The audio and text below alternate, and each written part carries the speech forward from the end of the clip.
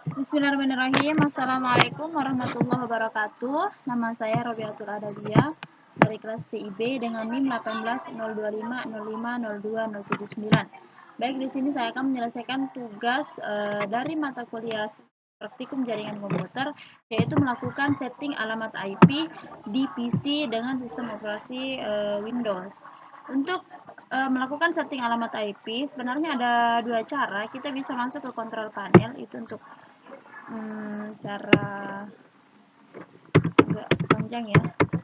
Misalkan kita masuk ke control panel. Nah, di sini kita masuk ke network and internet. Lalu masuk ke network and sharing center. Terus bisa masuk ke change adapter setting. Nah, di sini sudah ada. Lalu kalau mau cara singkatnya, yang biasa kami gunakan yaitu masuk ke logo jaringan. Jadi di sudut kanan laptop masing-masing itu sebenarnya sudah ada logo jaringan. Atau kalau dia tersembunyi, biasa dia sembunyi ya. Kalau dia tersembunyi bisa kita cek di sini.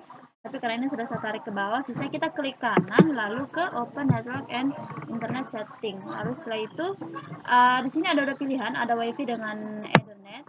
Namun yang biasa disetting untuk penyelamatan IP itu setting di Ethernet sama seperti tadi. Lalu kita masuk ke Network and Sharing Center, lalu change adapter setting, tampilannya sama. Oke, sekarang kita masuk ke Ethernet. Saya klik kanan, lalu di Properties untuk mengaturnya. Lalu kita masuk ke Internet Protocol versi 4 atau TCP IP 4, lalu Properties. Nah, di sini ini sudah saya obtain ya secara otomatis. Nah, di sini untuk mengisi secara manual, kita menggunakan use the following IP address.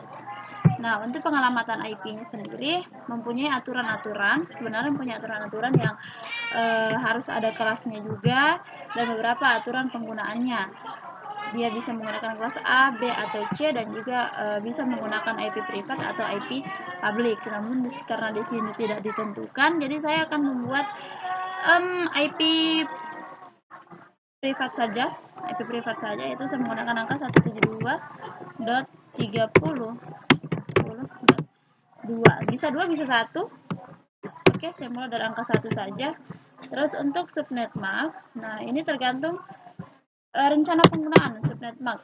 Karena di sini tidak ditentukan penggunaan untuk berapa komputer, jadi saya ratakan saja menggunakan per 24 saja dengan akhiran 0. Lalu untuk default gateway tidak ditentukan juga pengisiannya, sebenarnya kegunaannya juga tergantung kegunaan. Jika memang kita ingin membuat jaringan yang cukup besar dan menggunakan router, mungkin kita bisa menggunakan bisa mengisi default gateway ini. Namun jika hanya untuk sharing dua laptop atau hanya menggunakan perangkat seperti switch, default gateway tidak perlu diisi. Tapi jika memang harus diisi, default gateway-nya itu adalah pintu gerbang ketika ingin pindah ke jaringan ke IP lain. Biasanya ketika ada gateway-nya dia menggunakan angka 1 ya, biasanya seperti itu. Tapi ini tergantung kebutuhan.